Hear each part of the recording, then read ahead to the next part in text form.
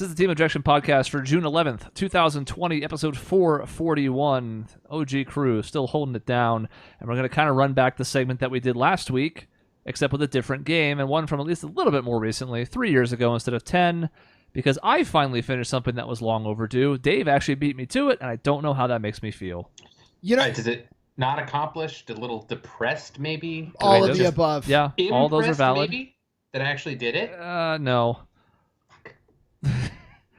Not that one. Don't get fucking greedy. Yeah, let's lower the expectations a little bit here. You know why we're doing a review? Because someone didn't do their fucking homework. His name starts with a D, rhymes with Ave.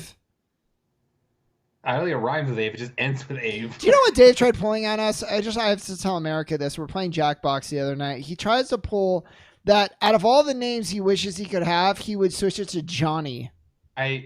I couldn't think of anything. Johnny! My mind blanked.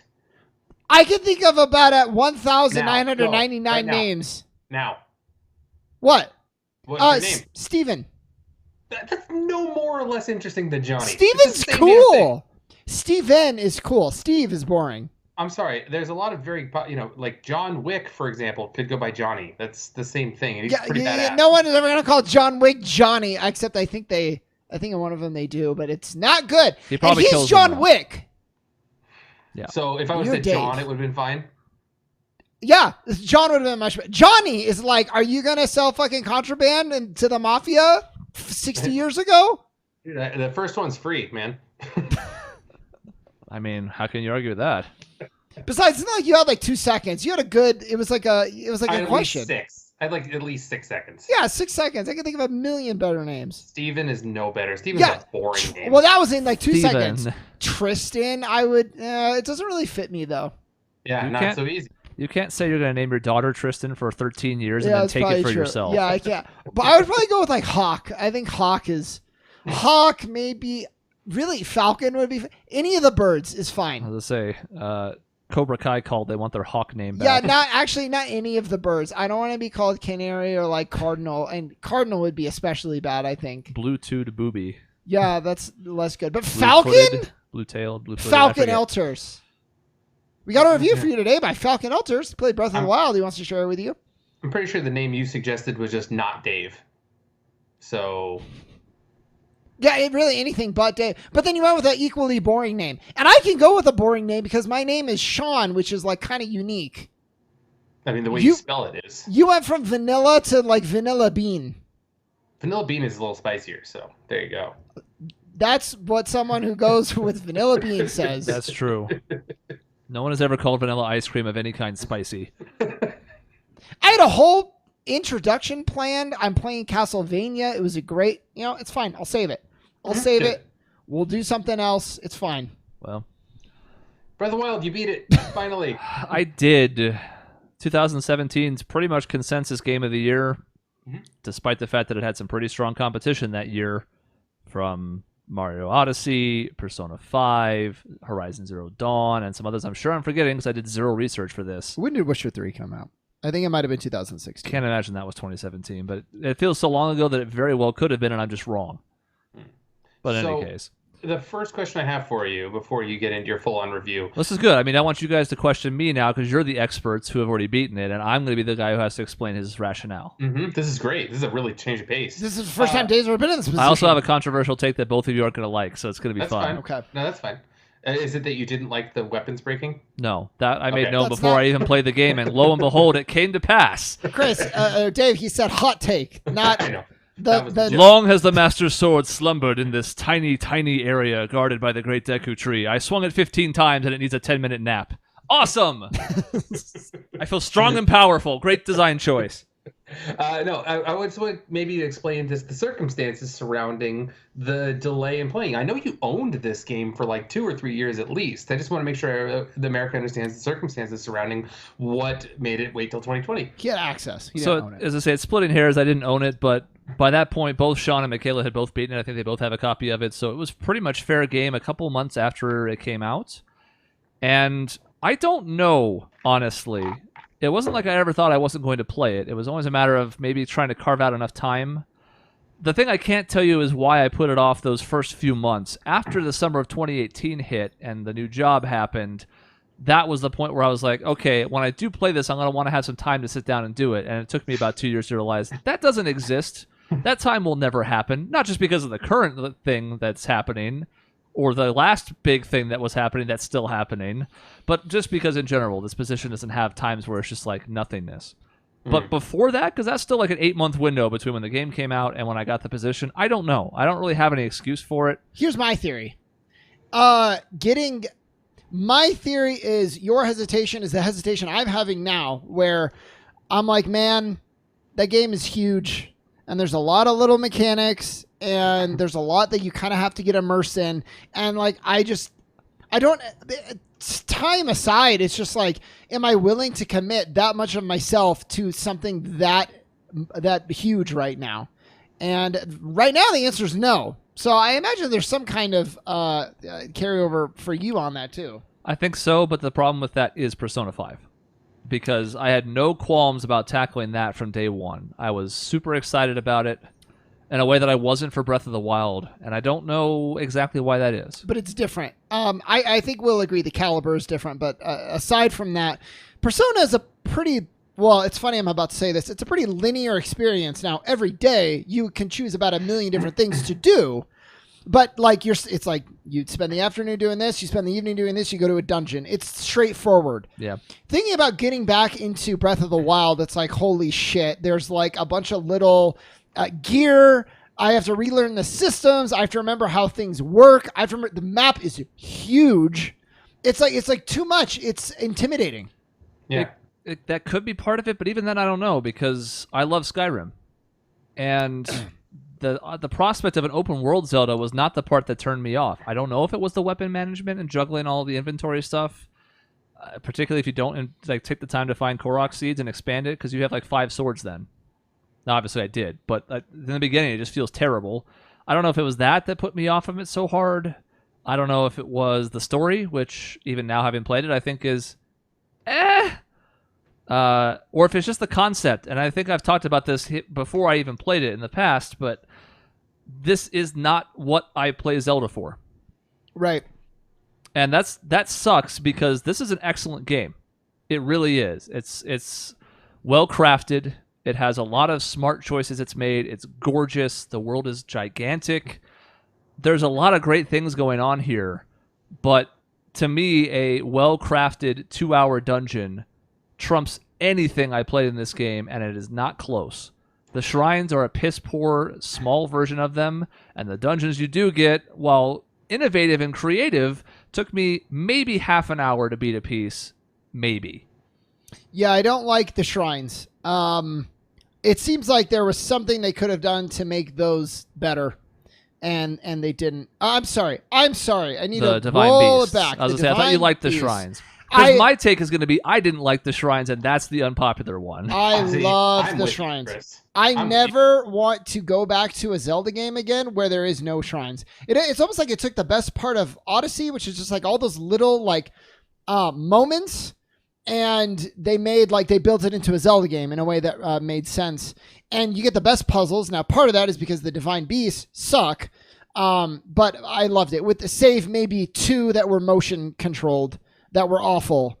I did every shrine in the game. I loved it. That was maybe my favorite part of the whole game. So you hated those motion control puzzles too? Good, it wasn't just me. No, that was the worst part of the whole game. I think I beat both by basically cheesing it. I don't think I actually used the motion control to beat the motion control puzzle.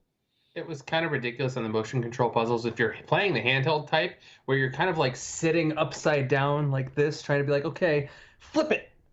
Go! And it was really difficult to do when you're trying to play handheld. I don't remember how I cheesed it. I think I flipped the thing upside down somehow, and that did it. I don't remember, but I remember. I do remember hating those. Yeah, I'm with you, but man, you liked the shrines a ton. I was not a fan. I really thought they were just like, well, okay, cool. We'll take a dungeon, and here's your one puzzle you get from a dungeon, and that's it. And it's super simple because you just got to throw this glowing ball to the side.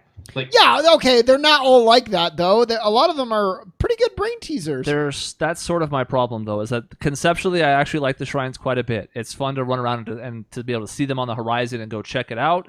The puzzles within, some of them are actually very good, but because there are no true dungeons in this game, I resent them, maybe unfairly, but even so, there's some of those where you walk in and there's no puzzle at all.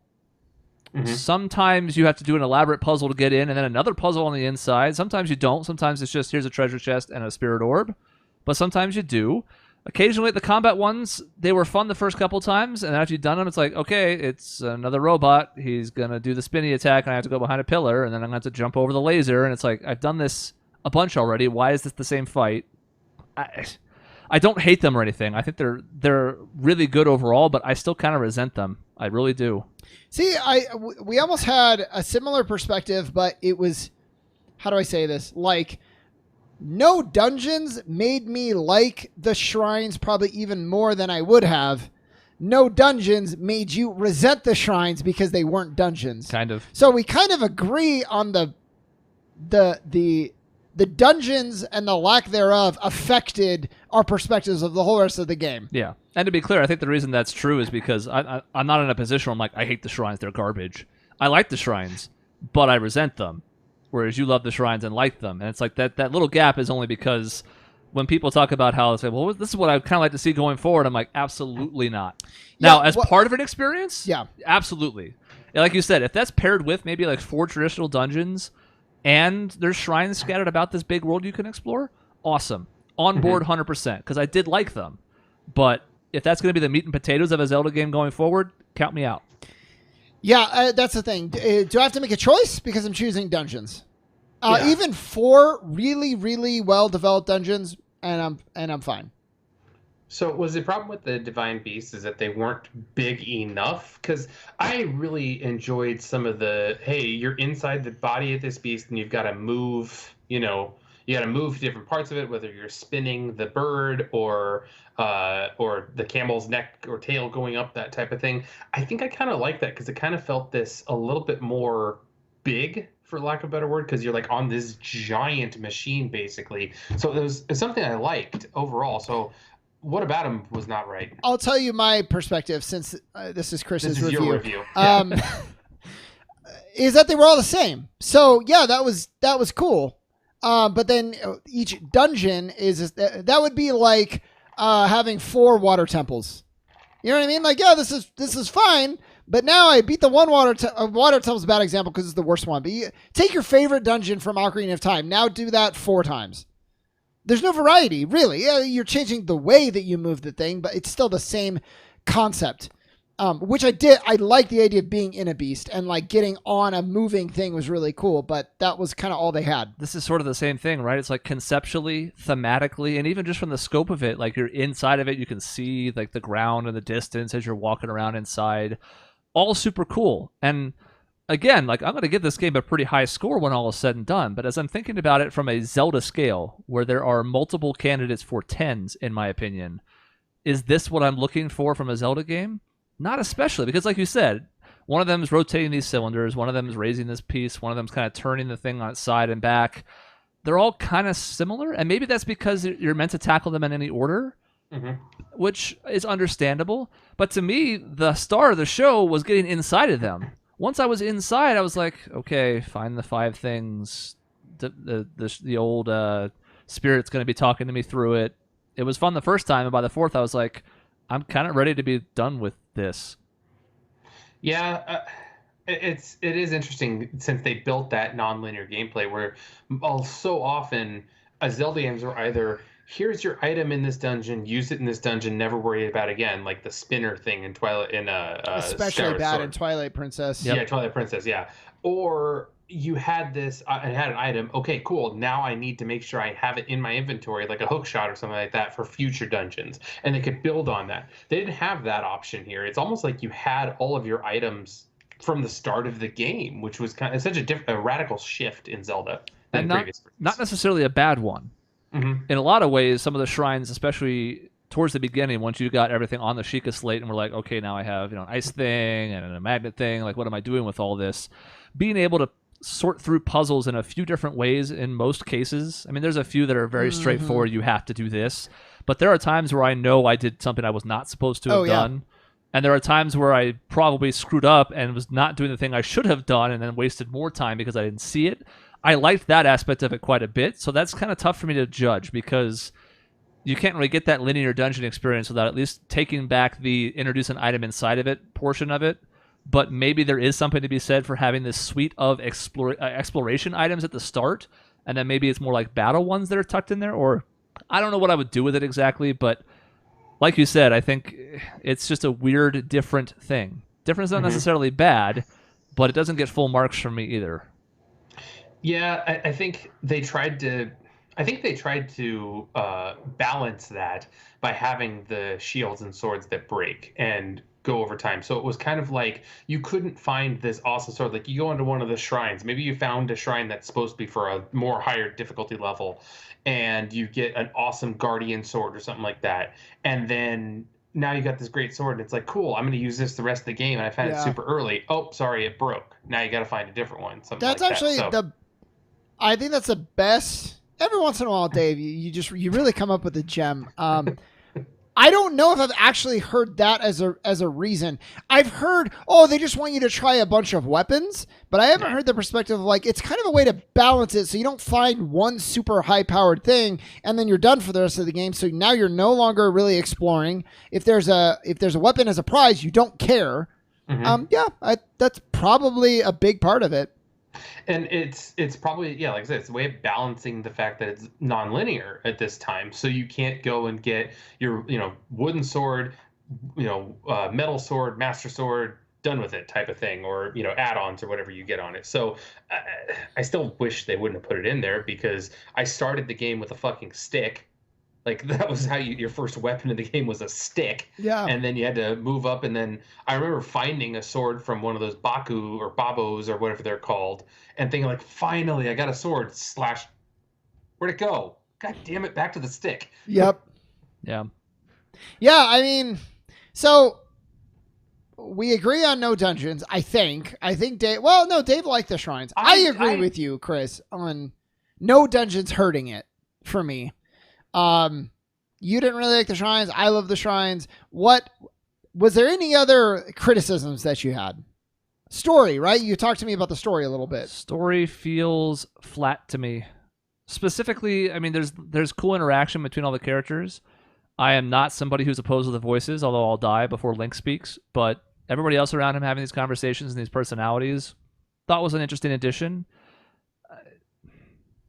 They can't craft a loving linear story because of the open world nature of it, and that's this game's biggest blessing and curse. Is being able to explore off in any direction is awesome. It's the game's best feature by far, being able to roam off and find things. Like I spent the first few hours of the game ignoring, I mean, I went to shrines if I saw them, but I was just like, I'm just going to go off in this direction.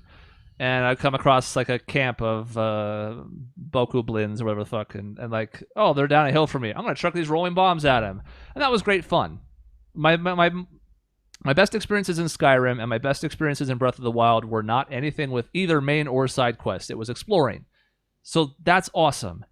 But then when the time comes for the story, again, the four divine beasts are sort of the same retreads. It's spirit of varying friendship with you, which had a relationship back then shortly and then died in the big battle against Calamity Ganon and is now guiding you. And that's kind of it. Which is so cool. And I will say from a theme, the setting is great. Yep. And I almost consider that part to be the setting. Like they've all died in a battle. Now you're here. That's like the premise, the setting of it. Excellent. You're in this post-apocalyptic world pretty much. And that's all awesome.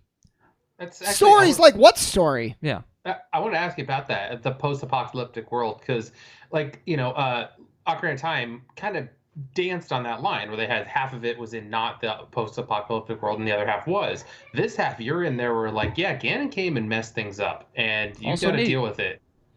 Also neat. I love that.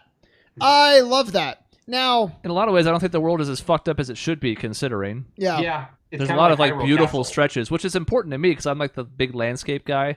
So there are times I'd just be wandering off and I just kind of stand there and take a screenshot because it was kind of this cool backdrop. So that's cool, but I'm also like, so we had this massive fight where there's just robots nuking everything, and it's like, for the most part, other than a few exceptions, Hyrule's kind of unchanged by it. Yeah. I loved. Okay, that I guess this actually is story. Like he turned the robots against them. Like that's very Skynet, very cool. Mhm.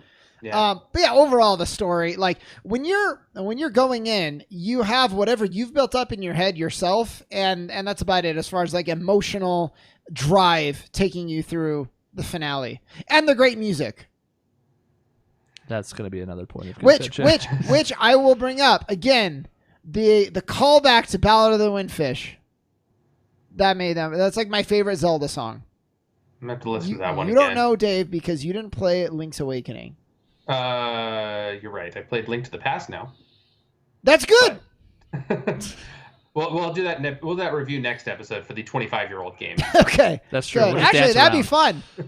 fun. Let's review Burger Time. Yeah, to wrap it up, then I guess I will agree. I mean, the story was fine. Like this, you can sum up the story in like 5 sentences. And I mean, you could do that with a lot of things, but here it's legitimately just those 5 sentences. And again, the world is sort of meant to be this backdrop, and the setting is so important that it's not fair to punish the game just for not having this regular traditional story, but I still felt its absence. Well, it's very much like Dark Souls esque, where it's like the story you glean from the world and the items and this thing that you encounter. If you put the pieces together, that's the story. And I'm like, no, it's not. And that stuff's cool, but I really do like being told a story. And I think all that other stuff, while neat, is a distraction from people who could not tell a good story. It was kind of weird too how the story starts out where you've basically got amnesia, for lack of a better word. Yeah. And I thought that was just an interesting start where it's like, yep, I was this big hero and I lost, so I got locked in this dungeon for 100 years, and now I don't remember anything. And slowly I've got to get all my memories back, and maybe I'll find little spots that'll spark it. I'm not sure if I like the Link amnesia angle that they took on that. Well, again, it's kind of cool in theory, right? Like, Yeah. he got his shit pushed in 100 years ago, and now they had to like hurry to find some backup plan, and now they have to try and piece it all back together in the future. That's awesome. I have no qualms with that. And I will say this: I found 80-ish of the 120 shrines, maybe 100 Korok seeds out of God knows how many. I did all 13 memories because I thought the scenes were super fun. But that's the only thing resembling a story in this entire game. Yeah. Completely missable content. Yeah. You don't have to do it to beat the game.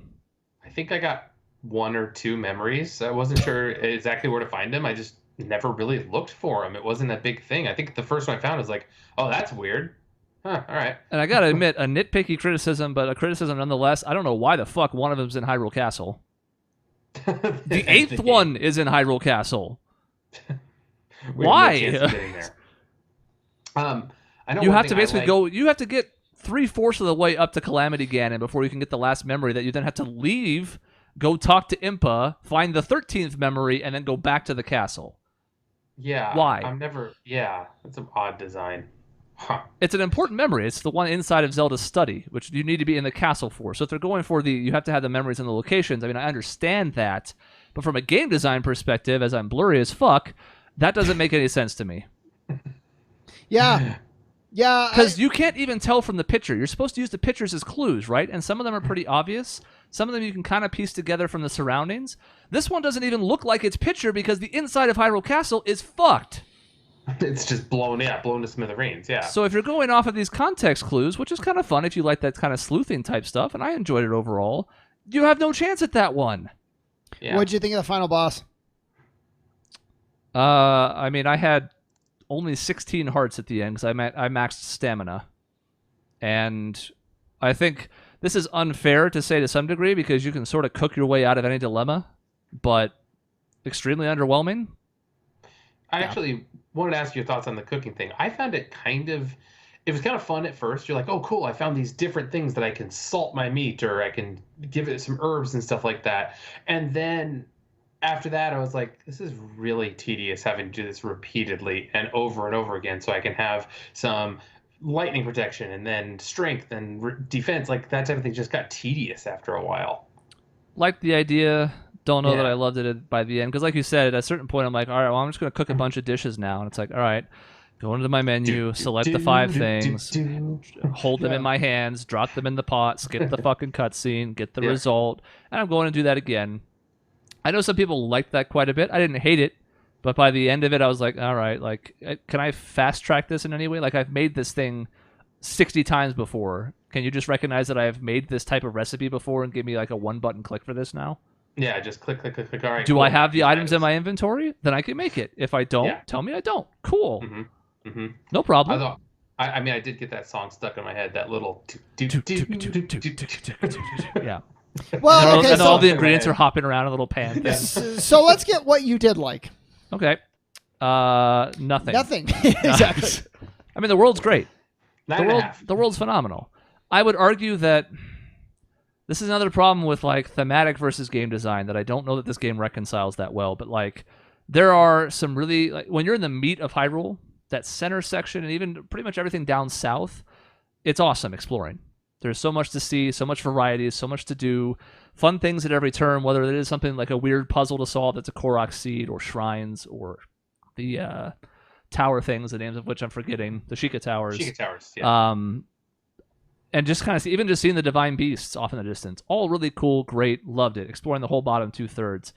As you get to the more remote areas, you know, the really snowy regions, the volcano area, and there's like nothing around. From the thematic perspective, it's like, well, that makes sense. Like, there's nothing out here. Nobody ever came out here. I get that. But exploring those like northwest and northeast areas of the map felt empty, and as big as the map is, it didn't feel great. I know I'm supposed to be talking about the good things. That's my only complaints about the world. Everything else I loved. Exploring was my highlight of this game by far. Did you get to the best part of the game? That island where you lose all your equipment? I did. I sailed out there thinking, oh, this is interesting. I can make it there with my big stamina bar. And then I was like, oh, fuck, I hate this. Oh, you didn't like it? That was my favorite part of the whole game, maybe. I don't think I got to that part. I don't remember that one. It's like its own little like side quest. You lose all your equipment, and it's almost like a dungeon into of itself. You then have to scrape enough stuff to survive on this island, and you of course end up getting your equipment by the end of it. But it's a good little 2 to 3 hour kind of thing ordeal. Is it up? I think it's up in like in the northeast corner of the map, where like I think, it's the southwest. In fact, southeast, because it's away from the technology tower place. Yeah, kind of southeast of Hatno. I loved that part. I was like, this is cool. I wanted to like that part. I'll have to pop it back in to find out. But yeah, because it was there's like you were talking about the world play. I think one of the coolest things is climbing up one of those Sheikah towers, and once you had a ton of stamina, just jumping off and just like floating. And just like looking at the entire world below you, like I'm gonna float a quarter of the way across this map, which is awesome. And I don't know, I really enjoyed that. Building stamina, being able to jump and climb and glide, all of that is excellent. So if we're ever at the point where we're like, well, maybe Link should be affixed to the ground again. No, I think those days are long over. That's one of the things this game introduces that I think has to be a staple going forward. All of that's great. No qualms with it. He had like what a 3-inch vertical, but he can jump finally. Yeah, and the vertical's not great, and it's fine. But you know, video games always had that problem, right? Even like Persona 5, which I love, is sort of the same thing, where it's like I'm jumping like across gaps and using my grappling hook all the time, and now there's like this little 3-foot thing, but because it's walled off, it's because it's a dungeon. I can't like. Yeah. Nope. All right. What else do you like? It's beautiful. Yeah. I mean, it's what Skyward Sword should have looked like, and didn't, and could if they remaster it like they just did Xenoblade Chronicles. But I mean, it's maybe unfair to compare it, but it's the best looking game. It's finally surpassed Wind Waker as the best looking Zelda game. Man, I just love those opening hours. I won't even say moments. Like, I can't remember. I won't take credit for this because I think Miyamoto actually said this, but this was what he envisioned in 1985 or 86 with the original Zelda, of like, you start out, you're pretty much alone, and you just have this huge, like the feeling of isolation and adventure, and the encouragement to explore is like the sensation that he was going for all those years ago. Finally really captured here, and it was great. That's an interesting comparison because I've played the first Zelda. I must have beaten that thing a dozen times. And it does, despite the fact that it is a linear game, because you do have Dungeon 1, 2, 3, 4, 5, 6, 7, 8, 9, it does have that open world exploration type of feel for it, despite the fact that it was on an 8-bit system. But it did absolutely have that feel to it. So I can see the comparison between the two because you're alone, you're in this post-apocalyptic Ganon already took over type of world. So yeah, the similarities are actually there, which actually helps me like this more. So it's a fair way of framing it because if I was rating the first 10 hours of this game, it might actually be that perfect 10 that it got from so many outlets. Everything in the beginning is great. It's once you've sort of established that base and explored a lot, and now you're just left with, okay, I have to do a couple Divine Beasts and then go beat Ganon, and I guess that's all I have left. You got 700 more Korok seeds, so yeah, exactly. You can't talk, Chris. You didn't even get half the Korok seeds. I'm a fake gamer, girl. No, but I mean, I think it resonates differently. So even story is really important to me, and characterization. But I reached that they always talk about like the gameplay loop, and the loop for me of exploring a new area and really forgetting about the story completely and just going out. But I was I love the shrines. So I loved going out and being like, how many shrines can I find? Oh, I see one in the distance. I'm going to mark that one and that one and that one and that one. I'm going to make a little to-do list and I'm going to set out. Was a lot of fun for me. Mm-hmm. And if you don't really love you were fine with them, but that wasn't like driving you forward. And I think that's a big difference because I did the story like, okay, I guess it's time to return to the story, where the story was more of a draw for you, but it wasn't especially good. Kind of, yeah. Yeah, I felt that way a little bit with other, like Grand Theft Auto games, or a little bit in Red Dead Redemption sometimes, where you're like, I'd rather almost play the side quest. Okay, I'm done with all the side quests. I guess I better go get that main story mission back. Yeah, I guess I gotta save the princess or whatever. Yeah, exactly. That's what I'm here for. Oh, yeah. Which is a thing that almost no open world game has nailed. I mean, as much as I love Skyrim, the main story is one of the worst parts of it. Yeah, even Horizon Zero Dawn, which is maybe one of the best examples of an open world story, I thought it was okay. I was ready for the story to be over. I'm kind of the same way, even though I like that game quite a bit. Yeah. Yeah. Fallout suffers from that too. So often the side quests are better. Fallout 4 was the worst offender. Good lord. Do you know open world game has a great story? The Witcher 3? Witcher 3. There we go. Oh my god, I got it right. It's really good. Yeah, I mean, there's a reason it's one of the best ever because they fucking nail. There's a main story that's actually worth telling. So this isn't your review. So Chris, anything else to say before you give a score? Yeah, I think I have one question for you guys. How do you feel about this Zelda? Here's my issue. I barely remember her. When you asked me that question. And I remember, for the amount of time I spent with this game, I remember Skyward Sword Zelda, Wind Waker Zelda, Ocarina of Time Zelda. A lot of Zeldas I remember made a lot more impression on me than this Zelda. So you might have to remind me, but I guess my point is that's not a good start. I didn't realize through probably the first half of the game that the voice that kept yelling at me saying, Link, here's your help, was Zelda. So I was like, I wonder whose voice that is. Is this like a fairy or something? All right. I must have missed something in the game. It was Zelda's voice that was trying to help me out through some of these things. So that's, again, like Shaun said, not a great start to it. She kind of rides on your horseback at the end, and that's about it. Now that you've played Link to the Past, you know that her talking to you telepathically is a thing that she does. Yeah. Cool. Now you know to look out for it. Because here's my problem, is like she's definitely the character with the most personality in this game by far. The other shrine folks are introduced and they get some play, and the new guys who've replaced them also have personality and get some play.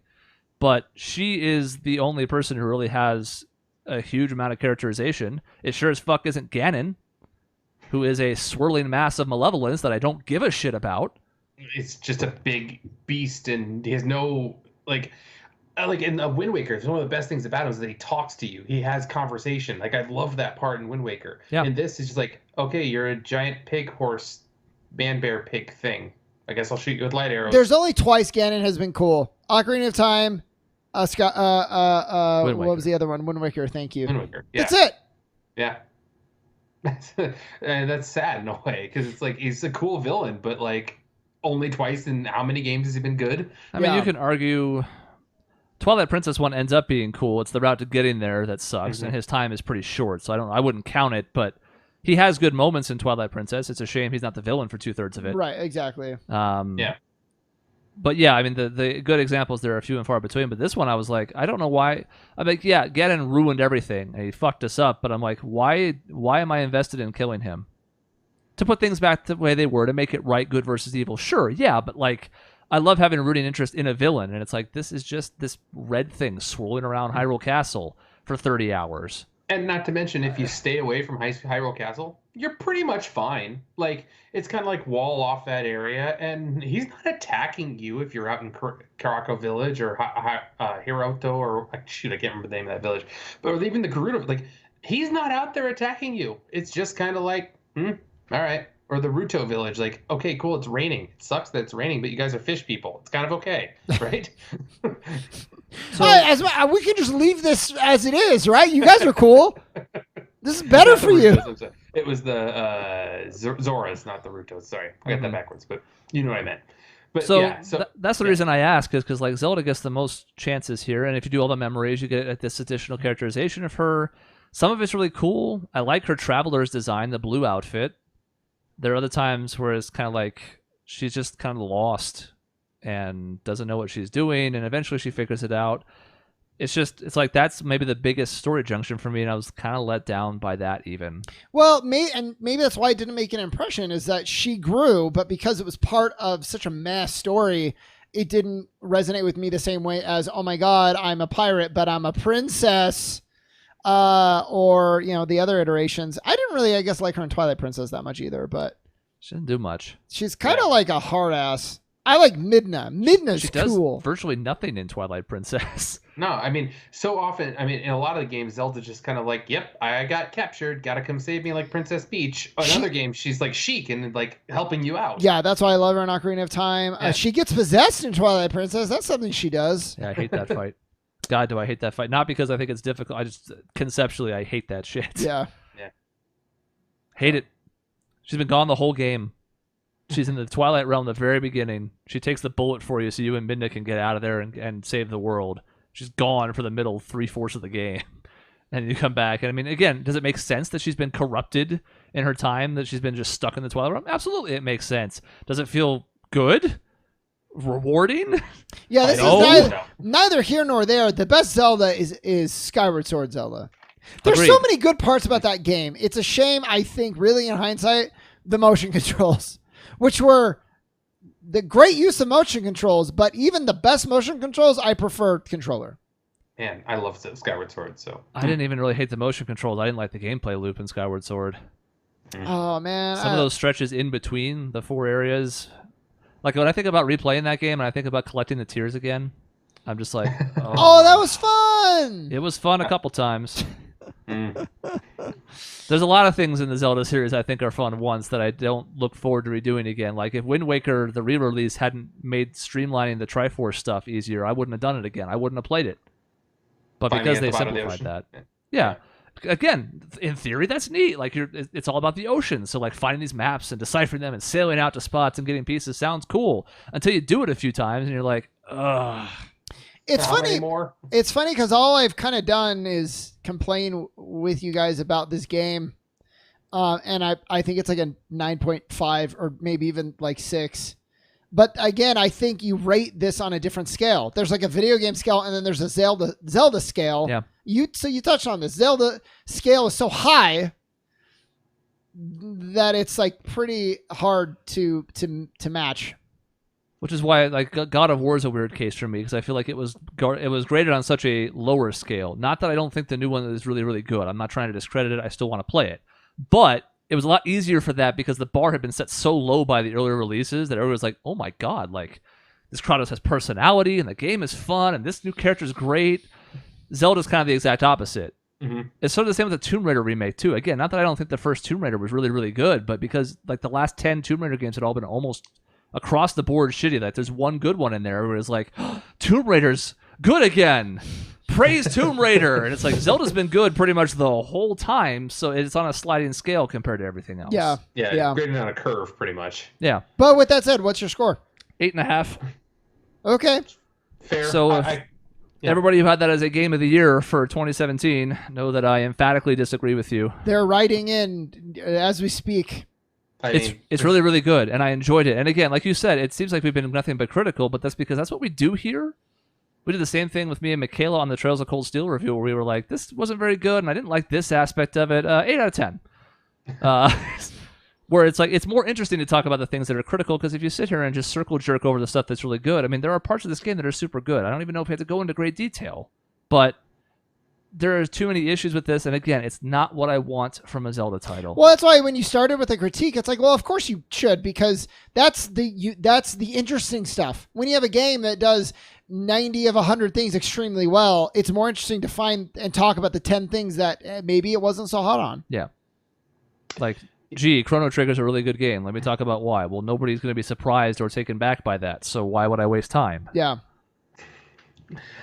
We need to find a game, Shaun, that Chris and I have beaten that you haven't. Good fucking luck, man. I guess if you play Trails of Cold Steel 3, maybe... Because I would love to have you do one of these old reviews on an old game like this that both Chris and I have played, but you haven't, and then we can comment on it, on your new experience. Right, that's your homework, Shaun. My homework is to find a game, I guess. Figure out what games we have played. Yes, exactly. My homework is not play a game that you two have played and then play it. Mm-hmm. Yes, perfect. I'll think about it. Yeah, I mean, I'm playing some old games, but the problem is, as time goes on, Dave, I'm only playing more and more stuff. Mm-hmm. I know. So I'm playing not as much. You guys better get on it. Like, I don't even know. Chris has some JRPGs that I don't play, but we play like a pretty big crossover. Yeah. I'm trying to think of something. I know there's got to be something, especially from back in our like high school, college days. Original Zelda could have been one. I don't know if Chris has played that, actually. I have. That would have been one up to about 3 years ago. Mm. Did you ever? You said, did you ever actually beat Final Fantasy X, or if you just wanted to play it again? I did. I beat it. Okay. I do want to play it again, but I did beat it. Got it. Well, so you guys will have to homework for everyone. think on that one. Well, so yeah, sorry, 8.5. Sorry, fans. I'm right. Yeah, I'm right with you. On No, that. 8.5 is too low. Probably, but on the Zelda scale, that's where it sits. On the Zelda scale, you know, it maybe. I don't know how you judge on a Zelda scale, but I get what you're saying. But like, it doesn't crack probably my top. It might be in the top 5. It might be in the top 5, which means it's 4 or 5 at best on my top 5, and I might have to say top 10. But that's the Zelda scale. On a regular game scale, 9.5, 9.6 is my... I mean, if I was rating it on how exceptionally made it was, it'd be like a 9.5, but unfortunately, it has no heart. So that's going to dock it points for me in my book, and it's my score. And my job is to try to change your score. Yeah, but see, you know this. I know, and that's fair. It's just I'm not going to go the IGN route where I'm looking for the Citizen Kane of gaming. Well, Citizen Kane fucking sucks. No. It's an exceptionally important part of filmmaking history, and it's garbage to watch nowadays. Dude, sometimes... Here's the problem when you so rarely give out 10s, is when you do give out a 10, I don't know. Like you can't you win, almost right? can't anymore. You can't win, because if you give out too many 10s, it devalues it, and everybody goes, oh, another 10, great. Another fucking thing to add to the list. But if you don't give out any and then you do, it better be right. Well, they gave Castlevania 3, Season 3, a 10. Let me tell you, I enjoy the hell out of it. I think they almost did, how much you value IGN reviews, it almost makes you enjoy the season less, because you're like, this is not a 10, and all you can do is compare it to a 10. It's really, really good. Had they just given it a good score, it would have been fine, but they said it was a masterpiece. And by the way, it should probably be a 9 if I'm being totally honest, but is part of this because it got so much praise heaped on it and so many Game of the Year accolades in a year that was stacked with other candidates? Probably. I'm probably being petty about it. I can admit that. I mean, in the same year that something like Persona 5 came out, which I objectively think is a better game, and I love the Zelda series. I've played so many of them. There's probably only a few I haven't played out of the entire series. I don't know how you can give this such a perfect score and the best game of the year. Here's where you get into interesting stuff, though, because while I disagree with the score, it comes down to what you value, and a lot of game professional game reviewers other than us, because we are too, but we don't get paid for it. They really value the kind of like the game design thing where like, wow, it's brilliant, all the different ways to solve the puzzles, how much versatility your tools have. They super value things like that, whereas I think we value like, I was enthralled by this story for 100 hours. That's what's going to stick with me, not like I made this thing and I hit it and the conservation of momentum actually took it. Like, some people value that. I prefer story. And so that's why really, depending on your personal values, can have a big effect on how you judge a game. Yeah. See, I hunted this deer and then I cooked it with salt, and wow, it was so good. Don't be mean to the Zelda people just because I'm kind of with you. What game, and it's almost blasphemy, but like, what game do I look back and think like, I loved it, I'm going to play it again. I've already played it twice. Like I said, just my hat. What game I'm talking about? It's Persona 5. Zelda, maybe I'll play it again one day. I don't think so, honestly. I told Shaun this off air, but it was basically right along those lines where it was like, when I think about games that resonate with me, there's like 5 or 6 in my lifetime that are ones that are going to stick with me forever. And Persona 5 is absolutely one of those. And Breath of the Wild is absolutely not. Wind Waker is. Me too. Wind Waker is one of those 5 for me. Yeah, me too. Ocarina of Time is... Ocarina of Time is also one of them. What they did, all of that. And one of them, I don't want to go too much longer if we're going long, but like one of them is Fallout 3. Because of the way it hit and the fact that I hadn't played a game like it before, stepping out into the world of Fallout 3 is something that will always resonate with me, even though I'll recognize that's a flawed game. Those are the type of things that will stick with me. Nothing about this game was something where I was like, oh my goodness, like, this is pivotal. It just didn't happen. It's exquisitely well-crafted, excellently made, has a lot of really good things going for it, which is why it's that high for all 3 of us. Is it a perfect game? Fuck no. Yeah. It's Knights of the Old Republic for me has that, like, me too. Me too. I didn't hit that at the right time. I still enjoyed that game quite a bit, but I feel like I missed the boat on that. Otherwise, it probably would have been for me. Yeah. Dave, what's your score really quick, just so we have a full on Breath of the Wild? I'd probably be right around, I'd say probably 8.75. Like, come on, man! It's just not my favorite Zelda, and it does have that scale. And yeah, it's a lot better than a lot of games. But yeah, as Chris said, like, it was kind of like, I'm going to play through this. I'm enjoying it, but I don't like, oh my God, I have to keep playing this. That's how it goes. We're going to get a 4th review right now from... Well, that's going to be a 10. Don't tell her that. I know, that's mean. I can't help it. Give your Breath of the Wild score right now. You're on camera. I was going to say, I don't have a 4th spot built. There you go, 9.5. Michaela and I, exact same score, except I think I gave it a 9.6. But all right, thanks. Good night. All right, good consult. So there you have it. It raises our average score, even though I don't know if that's actually how that should work. It's like a half score. If you would have known that her score would have been lower and you wanted to prove your point, then you would have not called her in. I had a feeling it was high, but I didn't know for sure because she never beat it. So like I thought she could have said like it's really high, but I didn't even finish it. So, but 9.5. It would have been funny if she had walked out and given it an 8. I would have loved it. Nice. I'm done. Score I'm done. I would have loved it if it was like 5. I hate it actually. It's just weird to me, and I'm sorry. We got to stop. Every person that I talk to that I know has the same sentiment of like it was really good, like 8.5, 9, but like I really miss the things that make a Zelda game. Every single person that I've talked to. So I'm like, who is giving the 10s? It's like fake news and shit. Not really. But I just think it is an interesting dichotomy that I've seen. And it might be because we're not critics. Troupe has reappeared. No. One last thing, because I have to say it because it's kind of my thing on this whole channel. The music is only so. Except for that one song. Hyrule Castle's theme is phenomenal. It's maybe a top 5 Zelda track of all time.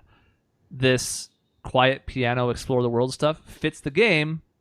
What am I going to remember about that? Yeah. Like, okay, when I go see the Ritos, it's a remix of Windfall Island. Windfall? What the hell's the Wind Island from Wind Waker called? Yeah. Like, it's a remix of that theme. That's cool. That's neat. There's some other musical nods throughout the game, but I'm like, okay, but for the most part, the game was quiet the whole time. What you maybe just heard was Maisie screaming Dragon Roost Island. Yeah, Dragon Roost. That makes sense because it was the bird people in that game. That's the one. What's the other one though with wind in it? It's not Windfall. That's like a financial thing. It's not the Song of Storms. It might doesn't be. matter. It might be Windfall. It might be Windfall. I don't fucking know. Anyways, that's the other thing that hurts it in my book. Yeah. The composer I made some jams for this game. The designer's like, no, we don't want to distract from the game. They're like, but it's like, no, just tinkling piano. That's it. Yep. Like, okay. I was like, well, can I at least get excited when I play the piano? No, you will tickle those keys, and that's it. Not even a faint.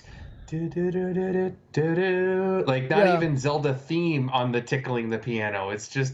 I mean, it's there in a couple of the scenes with her. Yeah. Again, there's these little nods to a bunch of different games. I mean, some of the fire areas go back to the very first Zelda with some of their music. It's nice. It's just nothing about it sticks out. It's like, it's easy to forget. Anyways. That's our Breath of the Wild review. That's it. It's overdue, 3 but years here. I mean, Shaun did it for like a 10-minute thing back then because we had to talk about it when it came out, but I hadn't played it. But now I have. I'm glad I did. I wonder It how is I good. reviewed it back then, if I was just gushing or if I maintained a critical eye. We'll have to go back and look. I would assume you did critical eye. You don't usually gush too much. I gush about Persona 5. Yeah. Well, yeah. Just wait till we play the... We're going to do this on the show. We're going to stream it, I hope. The new Royal stuff, I will be gushing nonstop. Alrighty. Well, that's the end of this episode. In between shows, you can find us at the places at the bottom of your screen, objectionnetwork.com, youtube.com/objectionnetwork. And that's all she wrote, folks. See you next time.